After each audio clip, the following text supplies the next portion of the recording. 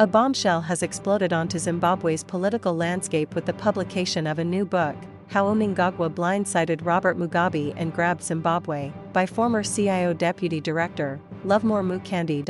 In the book, and subsequent online interviews promoting it, Mukhandi levels explosive allegations against President Emmerson Mnangagwa, his deputy Constantino Chiwenga, and the late Air Marshal Parent Shiri, implicating them in a premeditated coup d'état in 2017, driven by a desire to avoid prosecution for their alleged roles in the Gukurahundi massacres. Mukhandi's account paints a grim picture of the events leading up to the November 2017 coup.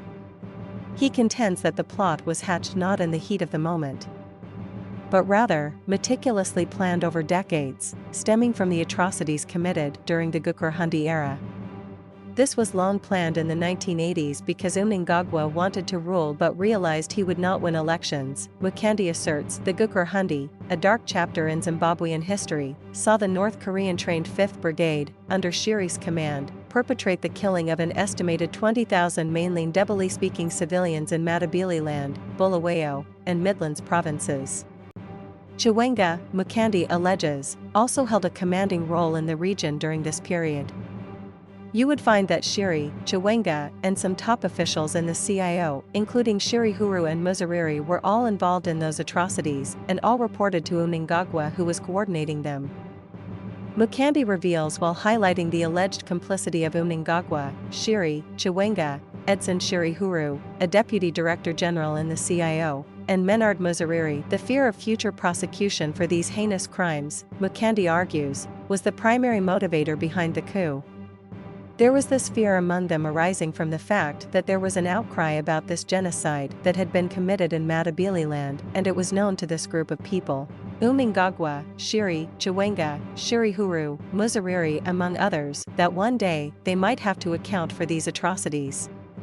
Their fear was that they might face prosecution in future for these atrocities, he explains. Shiri, who earned the chilling moniker Black Jesus during the Gukurahundi era, a title reflecting his perceived absolute power over life and death, died in July 2020. Mukhandi's narrative further alleges that the timing of the coup was strategically chosen to preempt a potential succession plan favored by the then-President Robert Mugabe. This preference, he claims, was known to Mnangagwa, fueling his ambition to seize power unconstitutionally.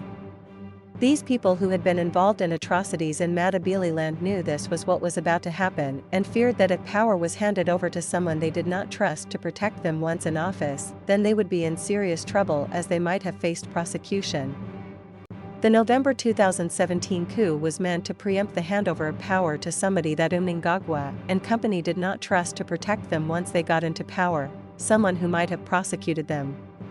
This is what motivated the coup, he concludes. Mukhandi's own history adds a layer of complexity to his claims.